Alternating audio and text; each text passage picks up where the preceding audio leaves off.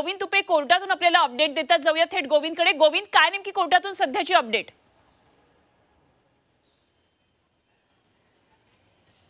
कोर्टानं असंही म्हटलेलं आहे, हे सगळे जे युक्तिवाद सुरू आहे या युक्तिवादाच्या दरम्यान कोर्ट जे आहे ते प्रश्नांची सरबत्ती करताना पाहायला मिळतं। याच्यामध्ये कोर्ट असं म्हणतंय की मुंबई जी परिस्थिती निर्माण झाली आहे त्याला काही सगळे 4 दिवसापासून मुंबईकर जे आहेत तो तोंड देत आहेत, मुंबईतल्या लोकांच्या जनजीवनावर परिणाम होतो आहे, अशाही पद्धतीचं जे कोर्टानं निरीक्षण आहे ते नोंदवलेलं आहे। आणि दुसरं सगळ्यात महत्त्वाचं म्हणजे आंदोलनकर्त्यांना केवळ आझाद मैदानावर परवानगी दिली होती, अशाही पद्धतीचं निरीक्षण जे आहे ते कोर्टानं नोंदवलेलं आहे। आणि सगळ्यात महत्त्वाचं म्हणजे उद्या 11 वाजेपर्यंत आम्हाला थांबण्यासाठी वेळ द्या, अशा पद्धतीची जी मागणी आहे जरांगे पाटलांचे वकील जे आहेत ते सतीश माने शिंदे यांनी केल्याचं पाहायला मिळतंय।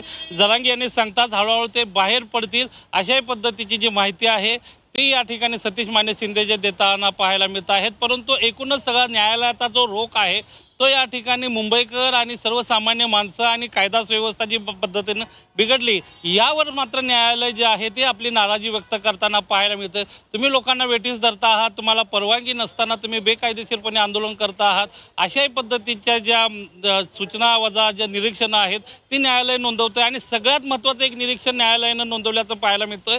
न्यायालय असंही म्हणालं की मी ज्या वेळेला गाडीतून न्यायालयामध्ये पोहोचत होतो त्यावेळेला पेट्रोलिंग करणारी मुंबई पोलिसांची एकही गाडीसुद्धा मला पाहायला मिळाली नाही आहे आणि सगळी कायदा सुव्यवस्था जी आहे ती या फक्त आंदोलकांच्याच या ठिकाणी असल्याचं पाहायला मिळत होतं। आणि संपूर्ण परिसर जो आहे तो आंदोलकांनी व्यापलेला आहे आणि त्यामुळं मुंबईकर सर्वसामान्य माणसं यांचे हाल होत आहेत। 4 दिवसापासून हा सगळा या गोष्टी सुरू आहेत आणि या सर्वांवर सरकारनं काय केलं अशा पद्धतीचा प्रश्न ज्या वेळेला सकाळी 1 वाजता सुनावणी झाली त्यावेळेला न्यायालयानं उपस्थित केले होते आणि 3 वाजेपर्यंत मुंबईतली जी ठिकाणं आहेत आंदोलकांनी जी व्यापलेली ठिकाणं आहेत ती या ठिकाणी मोकळी करा अशा पद्धतीचे आदेश जे आहेत ते न्यायालयानं सरकारला दिले होते। आणि 3 वाजता म्हणजे आत्ता जी सुनावणी सुरू आहे या सुनावणीमध्ये या संदर्भातला अहवाल सादर करण्याचे आदेश सुद्धा न्यायालयाला दिलेले आहेत। आता या ठिकाणी आपण जे मनश्री ज्या पद्धतीनं म्हणाली की उपसमितीचे अध्यक्ष राधाकृष्ण विखे पाटील असतील, त्याचबरोबर उपसमितीतले सदस्य बाकीचे जे मंत्री आहेत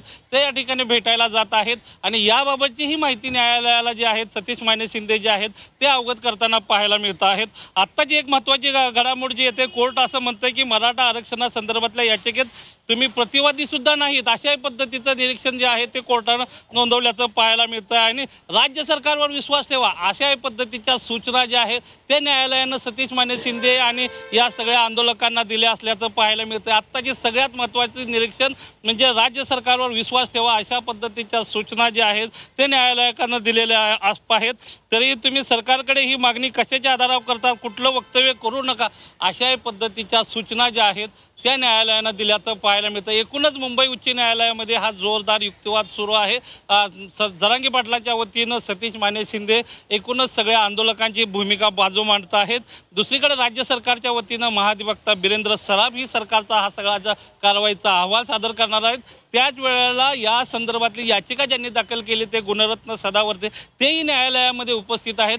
न्यायालय प्रश्नांची सरबत्ती करत आहे आणि या काही प्रश्नांवर मौन बाळगण्याचा प्रयत्न सुद्धा सतीश माने शिंदे जे आहेत त्यांच्याकडे होताना पाहायला मिळतो आहे। कारण का काही जे खोचक प्रश्न न्यायालयाकडून विचारले जात आहेत, आंदोलक का ठाण मांडून बसलेले आहेत, आझाद मैदानाच्या बाहेर तुम्हाला परवानगी नसताना आंदोलक त्या ठिकाणी का होते, असा प्रश्न ज्या वेळेला न्यायालयानं विचारला गेला त्यावेळेला सतीश माने शिंदे जे आहेत ते काही अंशी निरुत्तर झाल्याचंही पाहायला मिळत होतं। एकूणच काय तर मुंबई या उच्च न्यायालयामध्ये ही सुरू असलेली सुनावणी जी आहे जोरदार युक्तिवाद सुरू आहे। सरकार आता नेमका काय अहवाल देतं याच्याकडे लक्ष लागलेलं आहे। थोड्या वेळात या ठिकाणी उपसमिती जरांगे पाटलांना भेटल्यानंतर जरांगे पाटील काय निर्णय घेतात ते पाहावं लागेल। आत्ता सरकारी वकिलांनी काही माहिती दिली असल्याचं समोर येत आहे।